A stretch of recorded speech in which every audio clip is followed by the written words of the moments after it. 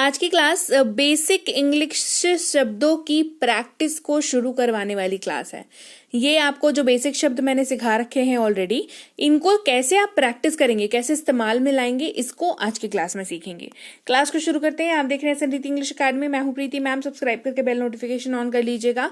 साथ ही आने वाली क्लास, हमारी ऐप, हमारी पेड क्लासेस और हमारी किताबों से जुड़ी किसी भी जानकारी के लिए इस नंबर पर व्हाट्सएप मैसेज कर लीजिएगा। क्लास को नोटिफिकेशन ऑन कर दीजिएगा, क्योंकि ये एकमात्र ऐसा जगह है जहां पर आपको मिलता है स्टेप वाइज कि आपको क्या करना चाहिए, पहले क्या सीखना चाहिए, दूसरा क्या सीखना चाहिए, तीसरा क्या सीखना चाहिए, सीख रखा है तो प्रैक्टिस करना चाहिए। ये सब कुछ आपको यहाँ पे सोल्यूशन प्रोवाइड किया जाता है, तो आप जरूर सब्सक्राइब कर लीजिएगा।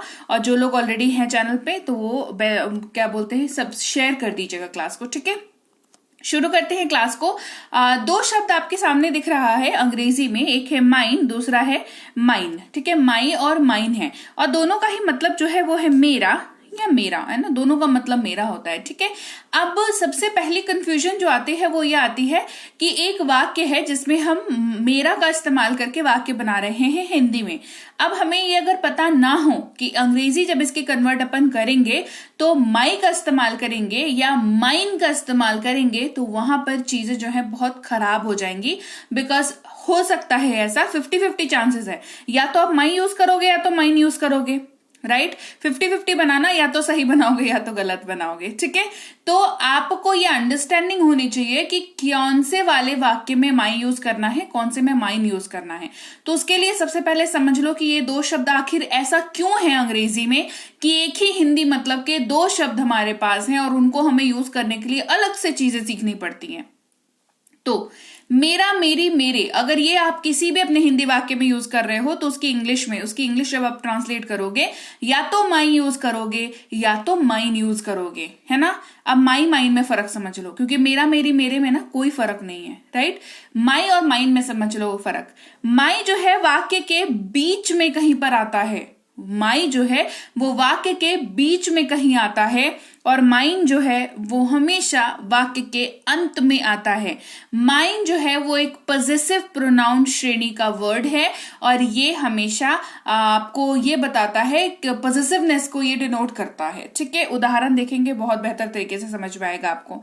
जैसे कहना हो ये मेरी कार है, क्या कहना है, ये मेरी कार है, तो कहेंगे this is my car, this is my car, है ना। यहां पर देखो ये जो वर्ड है कार, इसके जस्ट पहले माई आया, है ना, और इस वाक्य में बीच में कहीं पर इसकी प्लेसमेंट हो रही है माई की। ठीक है, यहां पर आपने बताया ये मेरी कार है, ये आप किसी को, सामने वाले को जस्ट इन्फॉर्म कर रहे हो कि मेरी कार है। ठीक है, दूसरा है ये फोन मेरा है, this phone is mine, this phone is mine.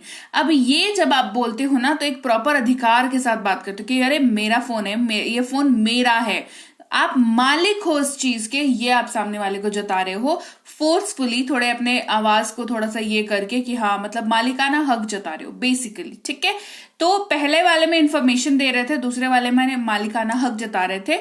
तो बेसिक डिफरेंस ये है, this phone is mine.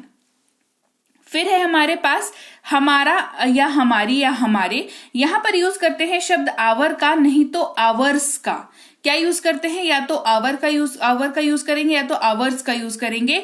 Our और आवर्स के बीच का डिफरेंस क्या है देख लो। आवर जो है वाक्य के बीच में कहीं पर आता है, और आवर्स जो है वाक्य के अंत में आता है। See, this is the basic difference जो आपको पता होना ही चाहिए अगर आप सक्सेसफुली अंग्रेजी बोलना चाहते हैं, या समझना चाहते हैं, लिखना चाहते हैं, आप कुछ भी करना चाहते हो अंग्रेजी के साथ। आपको ये बेसिक डिफरेंस है इन शब्दों का, ये आपको पता होना चाहिए।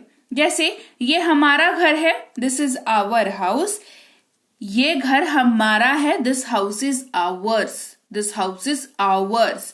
आपको शिफ्ट समझ में आ रहा है कि वाक्य में क्या शिफ्ट हो रहा है, अब पॉजिटिवनेस का शिफ्ट हो रहा है वाक्य में। ठीक है, ये जो है आपको ये आपको पता होना चाहिए इन शब्दों को यूज करने से पहले कि कहाँ आपको आवर यूज करना है, कहाँ आवर यूज करना है। ठीक उसी तरीके से तुम्हारा के लिए योर का इस्तेमाल भी करते हैं, तुम्हारा के लिए योर्स का इस्तेमाल भी करते हैं। वाक्य में प्लेसमेंट क्या होगी, योर जो है वाक्य के बीच में कहीं पर दिखेगा, योर्स जो है वाक्य के अंत में दिखाई देगा। तुम्हारा नाम क्या है, व्हाट इज योर नेम, तुम्हारा नाम क्या है, व्हाट इज योर नेम। ये बैग तुम्हारा है, this bag is yours, this bag is yours.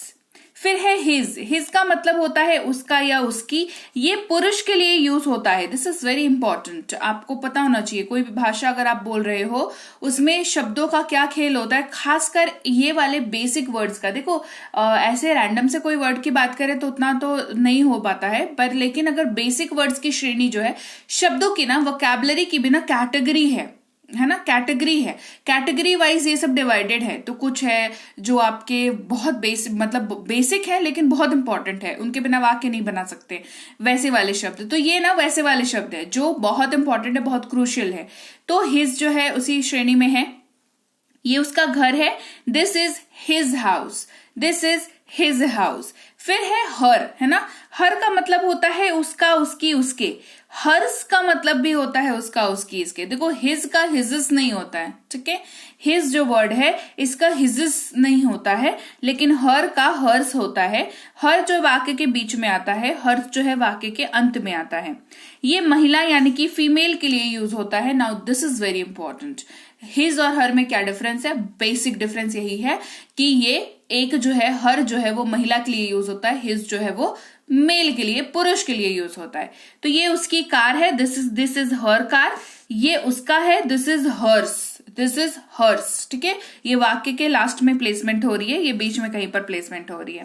फिर है उनका और उनका, देयर एक यूज होता है, एक होता है देयर्स, है ना। तो देयर जो है वाक्य के बीच में कहीं पर आता है, देयर्स जो है वाक्य के अंत में आता है। जैसे ये घर उनका है या ये उनका घर है, दिस इज देयर हाउस। ये फैसला उनका है, this decision is theirs, this decision is theirs. यहां पर देयर जो है बीच में है, देयर्स जो है वाक्य के अंत में है, ठीक है।